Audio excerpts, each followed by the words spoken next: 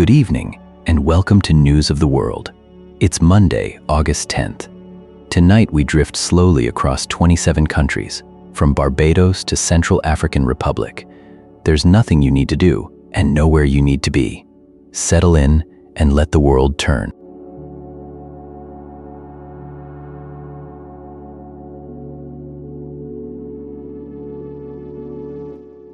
In Barbados, the island's cricket franchise, the Barbados Tridents, have been doing something quietly generous. They've been giving young players a chance to see what a professional cricketer's life actually looks like, not from the stands and not from a distance, but up close. The program is called Live Like a Pro, and the name tells you most of what you need to know.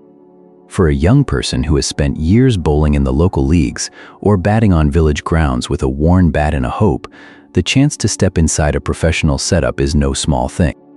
It means seeing the training routines, the discipline, the fitness work, the mental preparation, all the unglamorous scaffolding that holds up a sporting career. Cricket in Barbados is not just a pastime, it's part of the island's identity, woven through generations. Names like Garfield Sobers and Malcolm Marshall still carry weight here, still set a standard. So when the Tridents open their doors to the next generation, they're not just running a clinic, they're passing something along. The details of who attended and what exactly they did aren't ours to fill in, but the gesture itself that matters. Somewhere on this coral island, a young cricketer is carrying the memory of a day spent among the pros, and maybe, just maybe, starting to believe that path could be theirs too. If you're still with me, that's where we'll leave Barbados tonight, with a door held open and the sound of willow on leather somewhere in the warm air.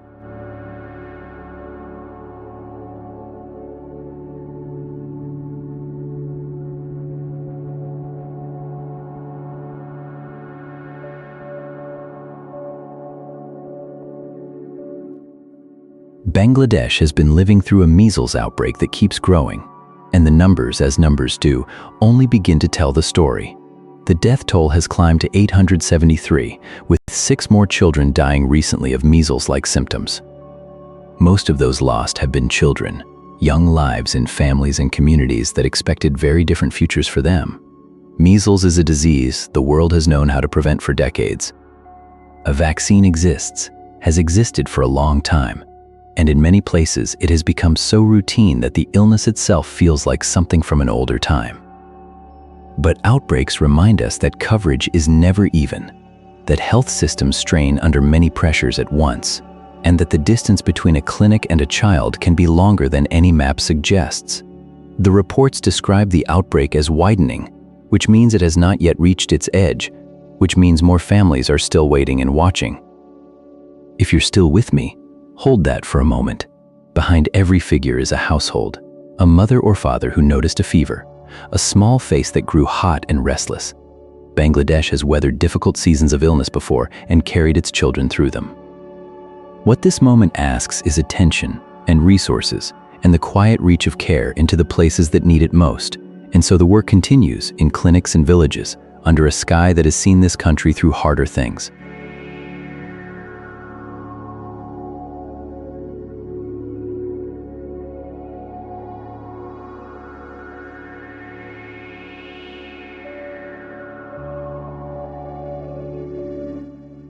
Pakistan has been quietly clarifying its place in a new defense agreement, one signed in Mecca alongside Saudi Arabia and Turkey. The pact is being called the Mecca Joint Defense Agreement, and Pakistan's diplomats have been careful with their language. They say it is purely defensive, aimed at no single country, and open to others who might wish to join. That last detail matters. In a region where alliances can feel locked and exclusive, Pakistan is presenting this as a door left ajar. The agreement comes at a complicated moment for the wider neighborhood. Iran watches from one side, Israel from another, and every capital in between is reading the fine print for what it might mean for them. Pakistan has also been in conversation with Canada about the pact and about regional issues more broadly, which suggests the signing in Mecca was not meant to close a circle, but to start one. For Pakistan itself, the agreement fits a long-standing pattern. The country has deep historical ties to Saudi Arabia and a growing military relationship with Turkey. Bringing those threads together under one framework is not a dramatic turn, but it is a deliberate one. What remains unclear is how many neighbors will eventually step through that open door, and what the region looks like if they do. For now, Pakistan's message is steady. This is a shield, not a sword, and there is room at the table for more. If you're still with me, we'll let that settle and move on.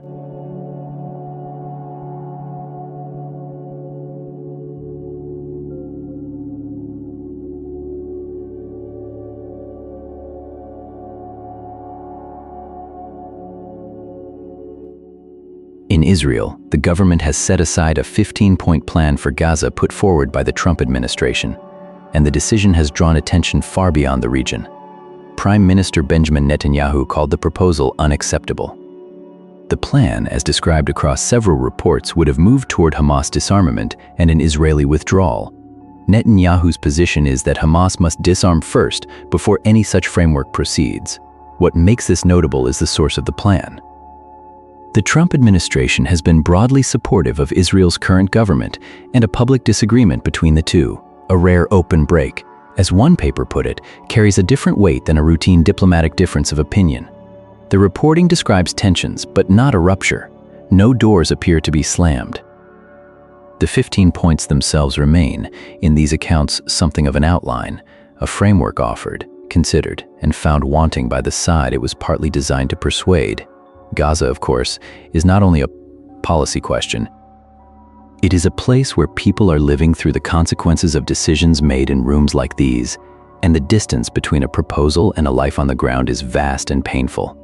For now, the plan sits where it was left. Israel has said what it cannot accept. The United States has not withdrawn the offer. And somewhere in that unfinished space, the conversation continues, or at least has not yet ended.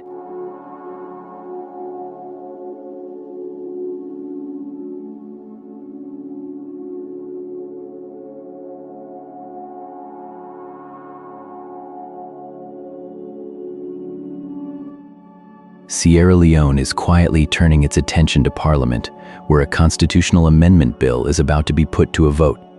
President Julius Maada Bio has addressed the nation, urging lawmakers to vote yes, framing the change as a step forward for the country's governance. The reforms he's pushing have drawn debate, though. They touch on elections, and elections in Sierra Leone carry the weight of hard-won democratic memory. Not everyone agrees on what the amendment should do, and opinion pieces in local papers have urged caution, reminding readers that constitutional change is the kind of thing you want to get right the first time. There's something familiar in this moment. A president making his case directly to the people, Parliament preparing to weigh each clause, citizens reading the fine print and arguing about it in public. That's the texture of a democracy at work. Not the dramatic kind, but the ordinary patient kind. Outside the capital, life goes on as it does. Tokay, a coastal community in the western area, sits under its usual sky, air quality steady, the sea breeze doing what it does. Further inland, there's talk of lithium, hard rock deposits that have drawn outside interest, but that's a story for another night. For now, the country waits on a vote. Whatever Parliament decides, the people of Sierra Leone will live with it, and they'll keep watching, the way they always do.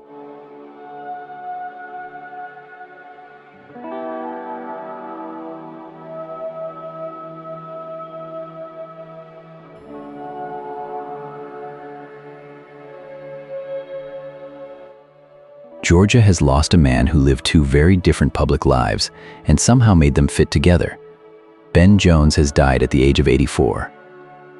Most people across this country knew him first as Cooter, the easygoing mechanic on the Dukes of Hazzard, the one with the greasy hands and the big heart, fixing cars in a fictional Georgia county that felt real enough to millions watching every week. He was warm on screen in a way that didn't seem performed. Then, somewhere along the way, the character stepped aside and the man stepped forward. Jones ran for Congress and won, representing a real Georgia district in Washington. Think about that for a moment. A TV mechanic who became a sitting member of the United States House of Representatives.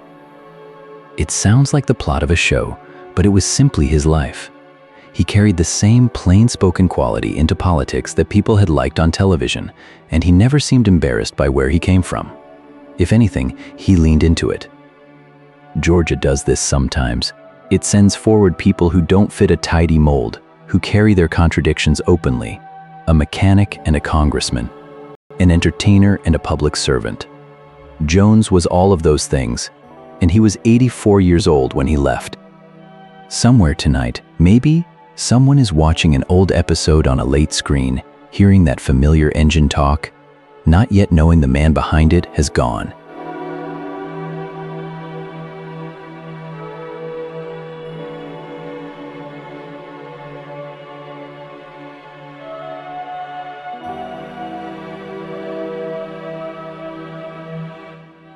Liechtenstein is a small place, a principality tucked between Switzerland and Austria, home to fewer than 40,000 people and a great deal of the world's managed wealth. These days, it's dealing with something that even the most careful borders can't keep out. Hackers have stolen data belonging to 31,000 entities, and the country's authorities are still working to understand the full reach of it. In response, Liechtenstein has taken more of its systems offline, not as a panic, but as a deliberate way to contain what's happened while investigators trace where the breach began and how far it traveled. For a country whose reputation rests on discretion and trust, this is more than a technical problem. 31,000 entities is a large number for any jurisdiction, but especially for one this size. It likely touches banks, service providers, perhaps individuals who place their confidence and their records in a place known for keeping things quiet. There's no word yet on who's behind it, or what the stolen data might be used for. What we know is that Liechtenstein is responding the way a careful institution does, methodically, with systems going dark one by one while the work continues. If you're still with me, you might picture that landscape at night, the alpine valleys, the old castles, the small offices where so much of the world's financial life is quietly tended. Even there, the digital world reaches in, and even there, the answer is to slow down, take stock, and protect what can still be protected.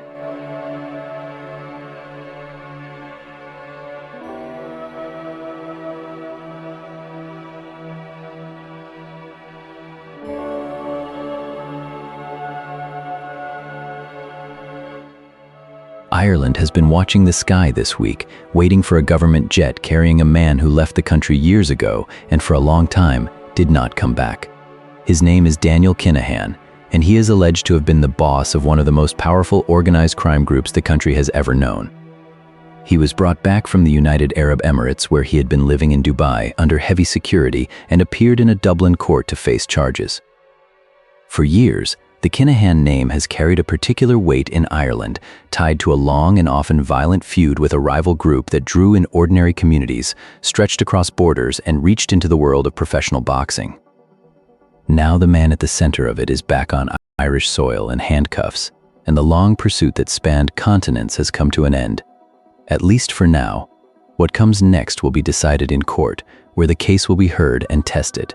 But the return itself feels like a threshold crossed. A global game of cat and mouse, as one newspaper put it, finally over. And for Ireland, a country that takes a quiet, fierce pride in the rule of law, the fact that the case has come home, that it will be heard here under Irish law in an Irish courtroom, may matter as much as the outcome. The story is far from finished. But the waiting at least is done.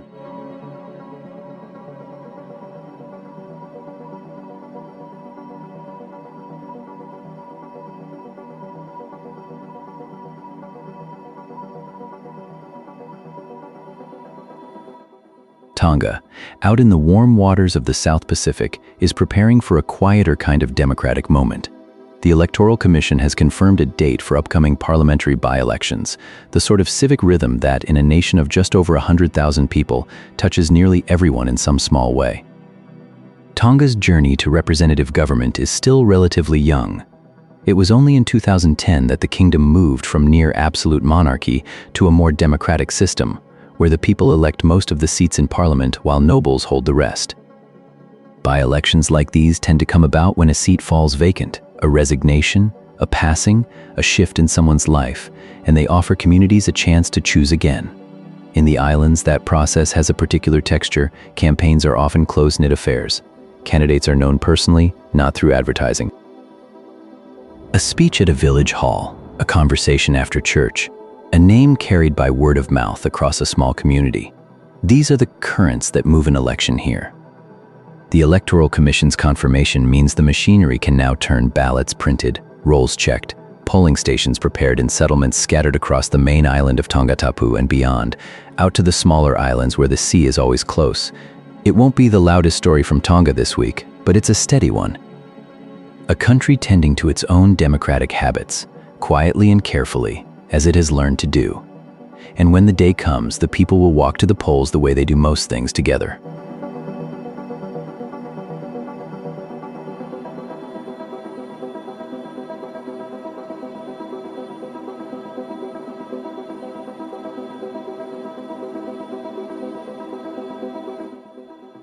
Germany is quietly revisiting a question it thought it had put to rest years ago, whether young people should be called back into some form of national service. The country ended conscription back in 2011, after more than 5 decades of requiring young men to serve, either in the military or in civilian roles like hospitals, fire brigades, and care homes. For a long time, that felt like a settled choice. But these days, the conversation has opened again. Lawmakers are debating whether to bring back a mandatory civilian service, not necessarily military, but a broader obligation to contribute to the community for a stretch of time. The reasons are layered. There's a growing sense that Germany's armed forces are stretched thin and that the country's social services, elder care, emergency response, disaster relief are short on hands. There's also a wider unease in Europe that's hard to ignore, and a feeling that some kind of shared civic duty might be worth rekindling. Not everyone agrees, of course. Critics worry about forcing young people into service when they're already navigating uncertain economies and disrupted educations. Supporters argue it could build social cohesion and fill real gaps. The debate is still early. No law on the table yet, no fixed timeline, but it's a conversation that touches something deeper than policy.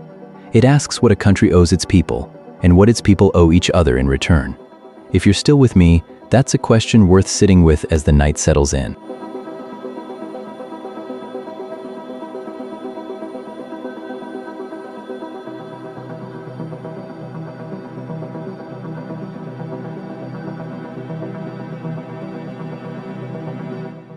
Iran sits at the narrow mouth of the Persian Gulf these days, holding its position at the Strait of Hormuz and waiting.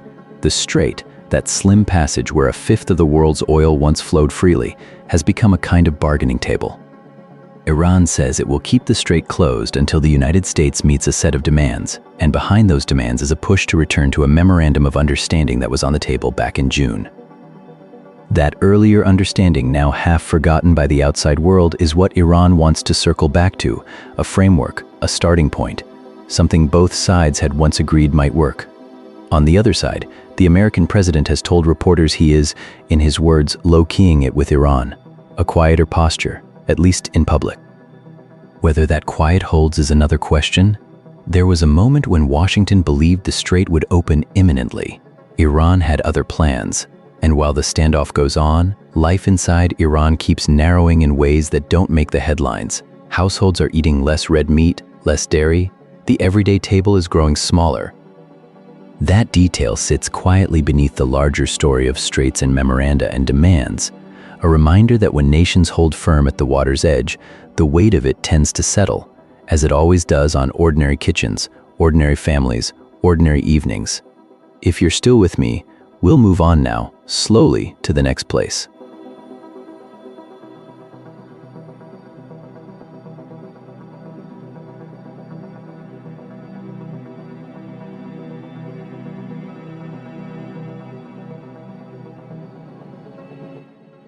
Lesotho, the mountain kingdom landlocked within South Africa, has been quietly attending to its friendships farther afield. India and Lesotho have reviewed their bilateral ties and agreed that the next round of their Joint Bilateral Cooperation Commission will be held in Maseru in 2027. It's the kind of news that barely ripples beyond the borders of a small nation, but for Lesotho, hosting carries its own quiet significance. Maseru is the capital, sitting in the comparatively gentle lowlands of a country defined by its high terrain, and it's where Lesotho does the steady work of being present in the wider world. The commission itself is a standing arrangement, 2 countries sitting down together to take stock and plan ahead. India has maintained diplomatic relations with Lesotho for years, and the agreement to meet again in 2027 signals that both sides intend to keep that conversation going. A date set that far ahead means something. It says we'll still be here, and we'll still be talking. For a small nation whose voice in global affairs is often soft, that kind of continuity is its own form of dignity. If you're still with me, it's a small thing to carry into the night, but sometimes the small things, the quiet appointments kept, are the ones worth holding.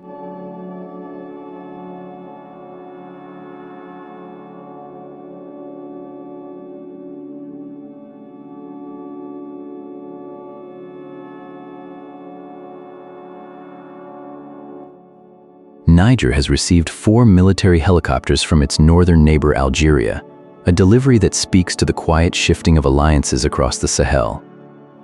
For some time now, Niger has been pulling away from old Western partnerships and drawing closer to its immediate neighbors, Mali, Burkina Faso, the countries that share this vast belt of land along the edge of the Sahara. Together they form what observers have been calling a new Sahel bloc, and Algeria, sitting just to the north, seems to be watching that bloc with growing interest. The helicopters are a practical gift, but they are also a gesture, a signal that Algiers wants a seat at the table as the region reorders itself. Niger faces real security pressures. An Al-Qaeda affiliate has claimed multiple attacks across Niger and its neighbors in recent days, and the roads outside the capital carry their own dangers, so these aircraft will likely do the work of patrol, transport, and reach, extending Niger's ability to see and respond across difficult terrain. There is also a humanitarian thread woven through this week's news. A German citizen who had been kidnapped inside Niger was freed and received by Algerian authorities, a small but meaningful resolution in a region where such endings are never guaranteed.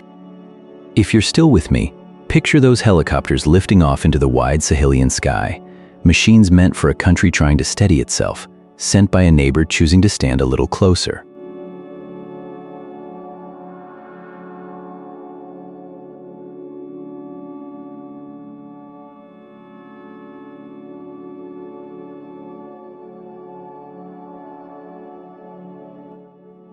In the Dominican Republic, these days carry a word that travels well across borders: amistad. It means friendship, and it's the name given to a new cooperative effort launched in the country under the banner of Amistad 2026.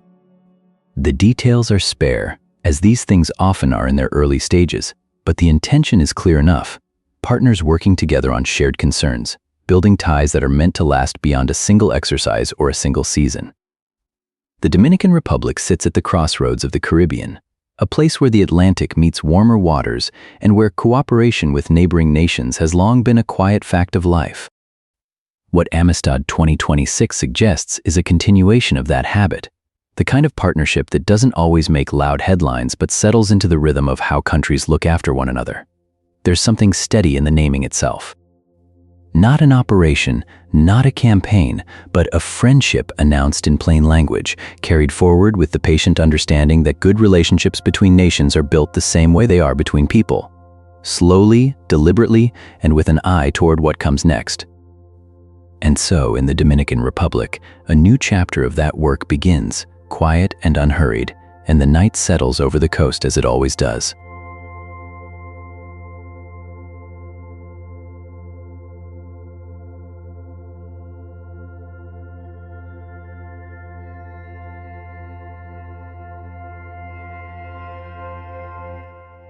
The Philippines has a way of holding on to people, and Patrick Dato knows something about that.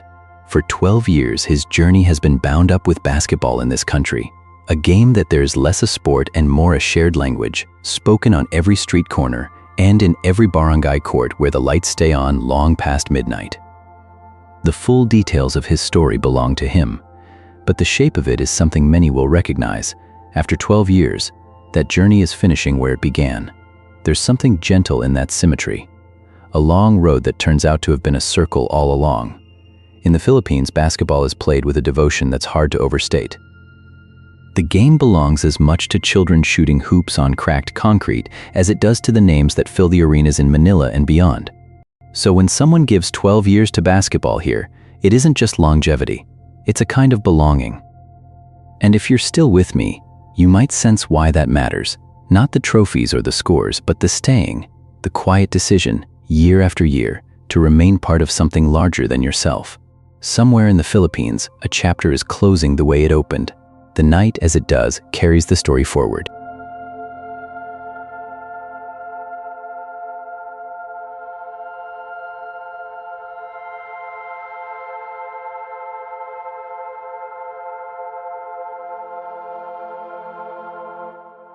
Burkina Faso has given us something quiet and remarkable this week, a way of dancing that doesn't ask you to hear at all.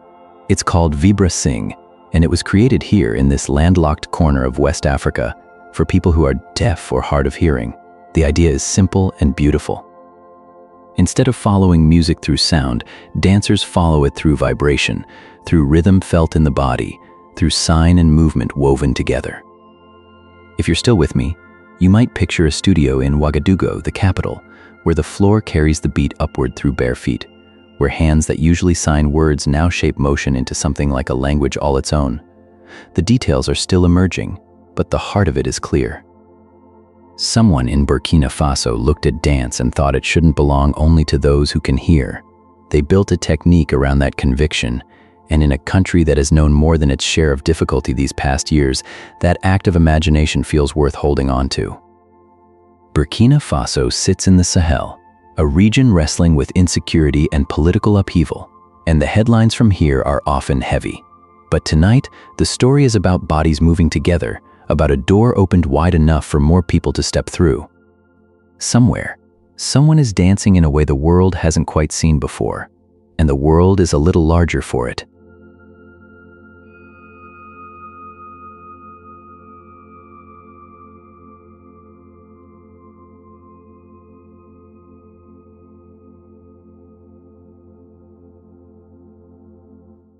In the United Kingdom, summer has a rhythm all its own, and nowhere does it beat more steadily than at the edge of a quiet London suburb where the grass is kept just so.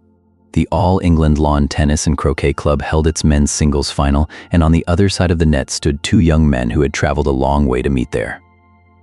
Jannik Sinner of Italy faced Alexander Zverev of Germany, and when the last ball had been struck, it was Sinner who stood alone with the trophy. There is something about that place, the white clothing, the careful silence between points, the way the crowd holds its breath, that makes the moment feel older than the players themselves. Sinner is still a young man, but he carried the weight of it well. He had come through the draw over 2 weeks, and by the final Sunday, there was nothing left to do but play. Zverev pushed him, as you would expect, and the match had the feel of something earned rather than given. When it was over, the Italian raised his arms, and the stands full of people who had waited in queues and hoped for sunshine rose with him. If you're still with me, picture that. A field of green in southwest London, a Sunday afternoon settling toward evening, and a young man from a small town in the mountains of Italy holding a cup the world has wanted for 150 years. It is a small thing, in the scale of things, but it was a good afternoon.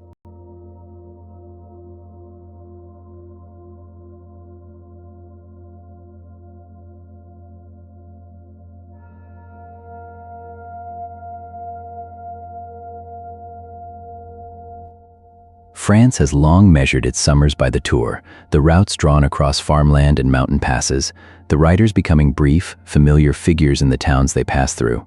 These days, the women's Tour de France Femmes has been finding its own footing in that landscape, and this year it belonged to Demi Vollering. She won the race for the second time, sealing it with a solo attack on the final stage into Nice. It was the kind of finish that stays with you, one rider pulling clear, riding alone toward the sea. The overall victory decided in those last kilometers rather than defended from within the pack. She dropped her closest rival, Katarzyna Niewiadoma-Fini, on that final climb and didn't look back. The race wasn't without its hard moments. Marlon Rosser, a genuine contender, crashed out during stage 9 and lost her shot at the general classification. That's the nature of this sport. The line between a career-defining day and a deeply disappointing one is often just a few centimeters of road. There's also a quieter conversation happening around the women's tour about what it still doesn't have compared to the men's. The prize money tells part of that story, and it doesn't quite add up to fairness yet. But the racing itself, the courage on those climbs, the solo attacks, the grit that's becoming harder to overlook. Nice, with the Mediterranean waiting at the finish, made a fitting backdrop. And Vollering, riding in alone, looked like someone who understood exactly what she'd earned.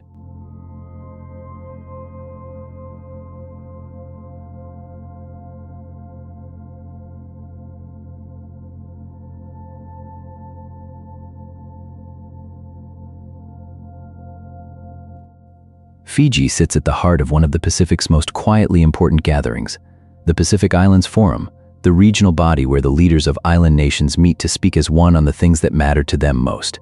This week, the forum is drawing wider circles.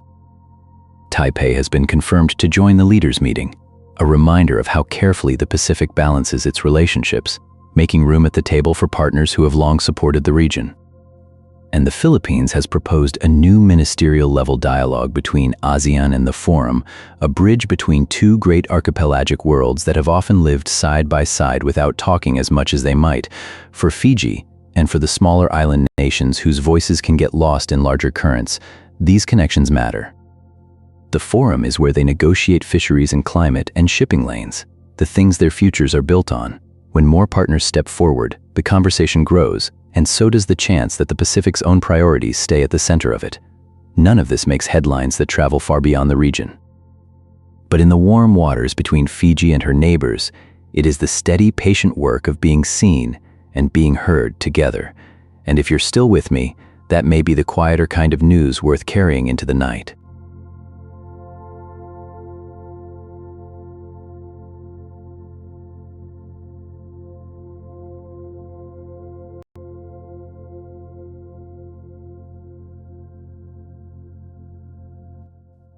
Egypt is quietly exploring something new, a specialized fund aimed at boosting investment in biotechnology and health technology. It's the kind of news that doesn't make much noise, but it tells you something about where a country hopes to go.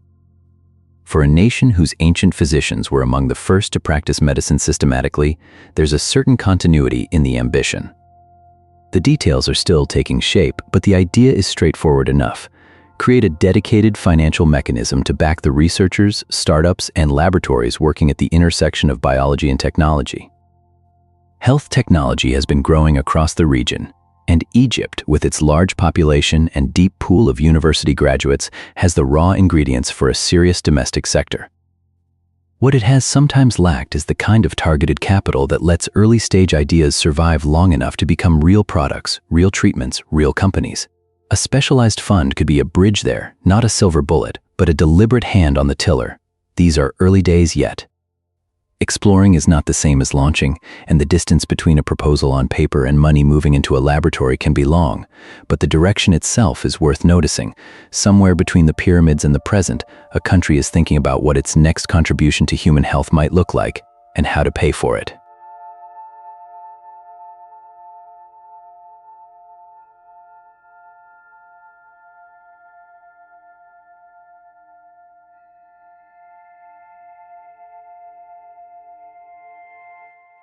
Chad doesn't always make the basketball headlines, so when it does, it's worth sitting with for a moment.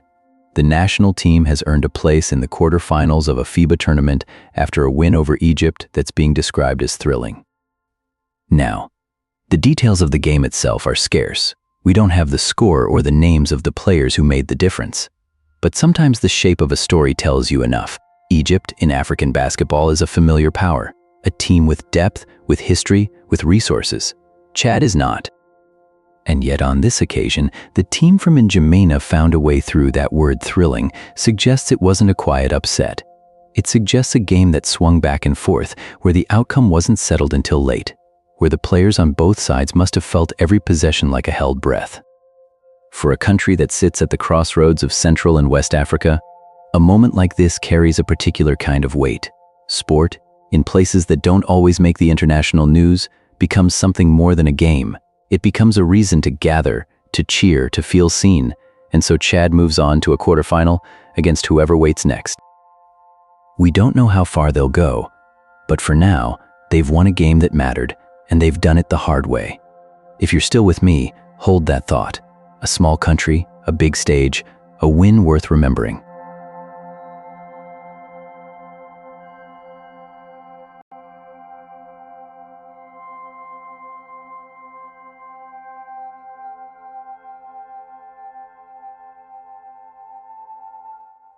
Venezuela has asked the oil companies working within its borders to bring their own electricity. It is a small request on paper, but it tells you something about the distance between what a country holds beneath its soil and what it can deliver above ground. Venezuela sits on some of the largest oil reserves the world has ever known, and yet the power grid that should serve its people and its industry has struggled for years. Lines fall quiet, transformers fail, whole regions wait in the dark. So the government's message to the firms drilling and pumping is simple enough: if you want to keep working here, keep your own lights on. There is something almost practical about it, the way a host might ask a guest to bring their own candles, but underneath the practicality is a harder truth. A country that once exported electricity to its neighbors now cannot reliably power its own oil fields, the very engine of its economy. The firms are being asked to step into a gap that the state cannot fill, and the people who live nearby, who have watched the grid thin and flicker, are left to wonder whether any of this will reach them. If you're still with me, consider this. The oil beneath Venezuela has never been in doubt. The question has always been what comes back up to the surface and who gets to feel it. Tonight, in the oil regions, the generators hum where the grid does not, and the work continues, as it tends to, somewhere between abundance and absence.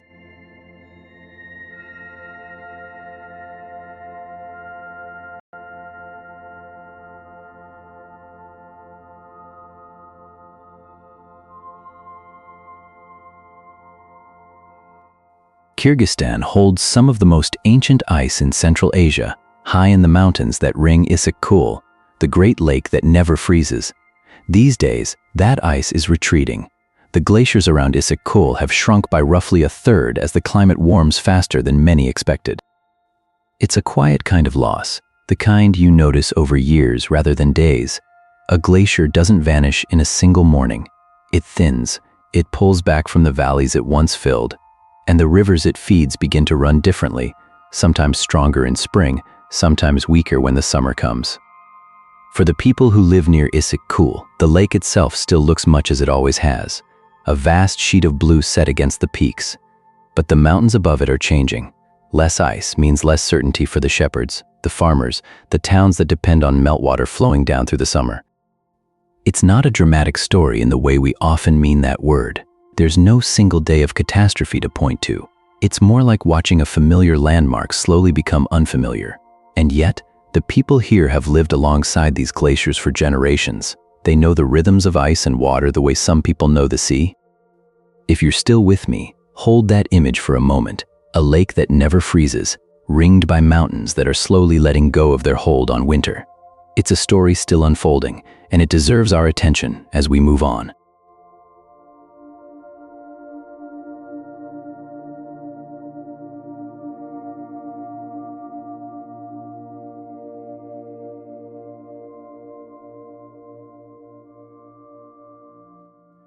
Brunei is a small country on the north coast of Borneo, quiet and green, with a population that would fit into a single district of many world capitals. For decades, its prosperity has rested on oil and gas, the wells offshore, the LNG shipments that leave its coast for customers across Asia. That prosperity has given Brunei one of the highest living standards in Southeast Asia, but it has also left the country with a question that every petroleum nation must eventually face. What comes next? These days, that conversation is turning toward carbon capture. The idea is straightforward in principle, even if the engineering is anything but, to take the carbon dioxide produced by industry and store it before it reaches the atmosphere, keeping the energy flowing while easing the burden on the air above. For Brunei, where the energy sector is not just an industry but the backbone of national life, carbon capture is being spoken of as something that could change the game. Not a departure from oil and gas, but a way of making that legacy sustainable a little longer. It is the kind of solution that appeals to a country that has always moved carefully, preferring steady adjustment to sudden transformation. The details are still taking shape, and the technology remains demanding. But the direction is clear enough. A nation that has lived well on what lies beneath its waters is now thinking about what rises from those waters into the sky and what might be kept from climbing further. If you are still with me, that is Brunei tonight, looking ahead in its own quiet way.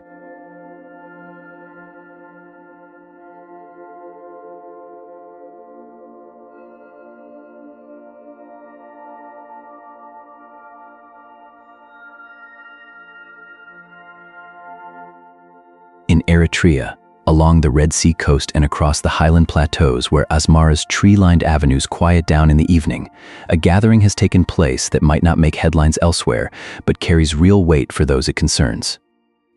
The National Association of the Hearing Impaired has held its Congress, a meeting that brings together people from across the country who live with hearing loss, along with those who advocate alongside them. The details of what was discussed aren't widely available, but the fact of the Congress itself tells us something. It tells us that in a nation where so much public attention goes to questions of security and geopolitics, there are people quietly building community around shared experience, making sure that those who live without sound still have a voice in the conversations that shape their lives. Eritrea has a long history of collective organization, rooted in the independence struggle and the social bonds forged through decades of hardship. Associations like this one carry that tradition forward in a different key, not around war or politics, but around dignity and inclusion. For someone who is deaf or hard of hearing in a small East African nation, the simple act of gathering, of comparing experiences, of planning together can be the difference between isolation and belonging. If you're still with me, hold that thought for a moment. A room full of people in Eritrea, sitting together, working through the practical business of being seen and heard in a world that too often looks past them. It's not a dramatic story, but it's the kind that holds a country together from the inside, one Congress at a time.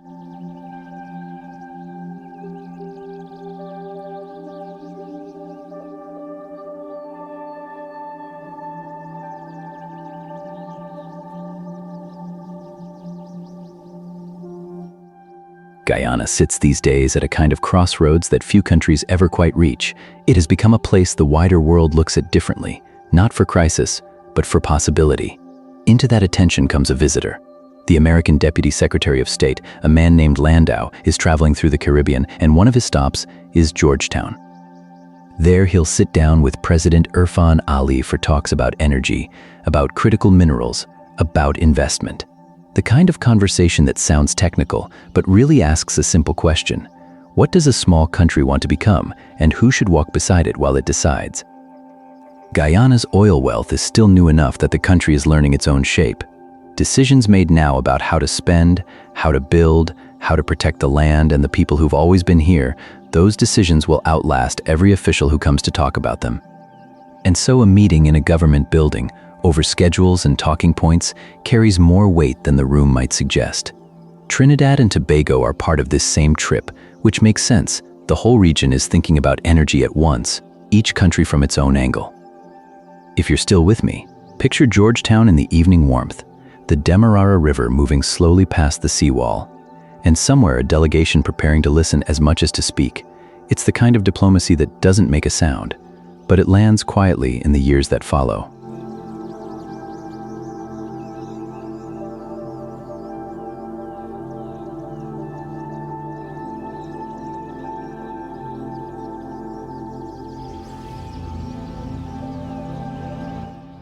Central African Republic sits at a crossroads of the continent, landlocked, roughly the size of France, bordered by 6 countries, and for years now carrying the weight of a conflict that has sent more than 1 million of its people fleeing from their homes. Into that fragile picture, a quiet visit took place. Rwanda's Army Chief General Nyakurundi traveled to Central African Republic to meet with Rwandan peacekeepers stationed there. Rwanda has been one of the largest contributors to the United Nations mission in the country, sending soldiers to help stabilize communities that have known very little calm.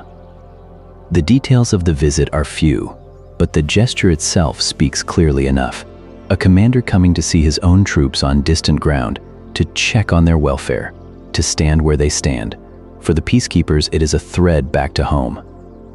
For the communities they patrol, the blue helmets are a daily presence, sometimes the only buffer between safety and chaos. General Nyakurundi's visit is not a dramatic story. It will not echo through international headlines. But it is the kind of thing that holds a fragile peace together, one visit, one patrol, one checkpoint at a time. And in a country where so much has been broken, the steady work of showing up matters more than it might seem. If you're still with me, we'll move on now, drifting westward to see what the night has brought elsewhere. And that's the world for tonight. Wherever you are, whatever tomorrow holds, rest easy. The world will keep turning slowly while you sleep, and we'll take another quiet trip around it tomorrow night. Good night.